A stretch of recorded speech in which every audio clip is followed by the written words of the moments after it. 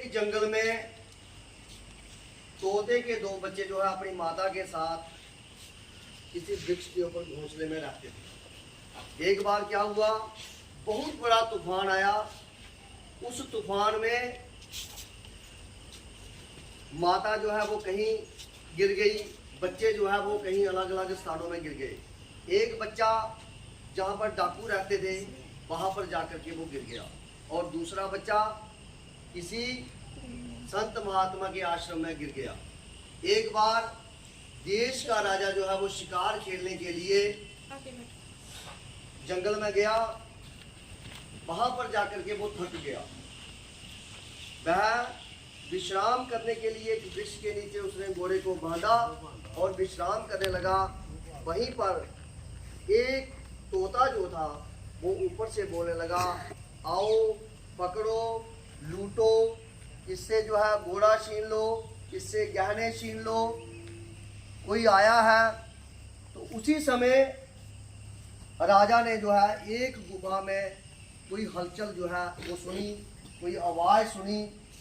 तो राजा तुरंत वहाँ से भाग गया और दूर जाकर के किसी दूसरी जगह पर जाकर के उसने देखा एक आश्रम है।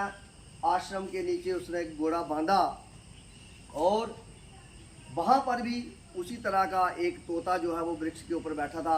वो कह रहा था, आइए महाराज, विश्राम कीजिए, शीतल जल पीजिए।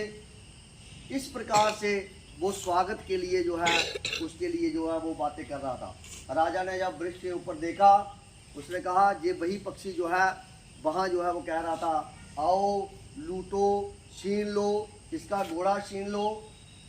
तो अंदर जाकर के जब वह ऋषि के पास पहुंचा तो उसने वो सारा वृतांत, सारी कहानी जब उन्होंने ऋषि को सुनाई, महात्मा जी को सुनाई, और महात्मा जी जब सुना रहे थे उनके पास, तो तोता वहाँ से आया और तोता कहने लगा, आवाम वन पक्षिणो माता चैका पिता चैका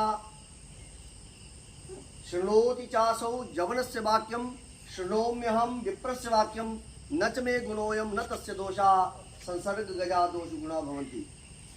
वह तोता कहने लगा कि मेरे और उसके माता पिता दोनों एक हैं। वो एक बार उसने पूरी बात बताई कि एक बार बहुत बड़ा तूफान आया कि वो जो है वो डाकुओं के वहाँ चला गया और मैं जहाँ पर आश्रम में आ गया, इसलिए वो उसका कोई दोष नहीं है। ये जो मैं बोल रहा हूँ ये मेरा कोई गुण नहीं है।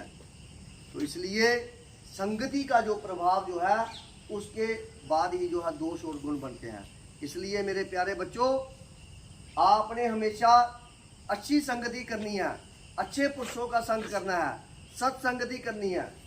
संसर्ग गया दोष गुणा भवन्ति, संगति से दोष और गुण बनते हैं। ये इतना ही कहता हुआ मैं अपनी वाणी को विराम देता हूँ। जय हिंद, जय भारत।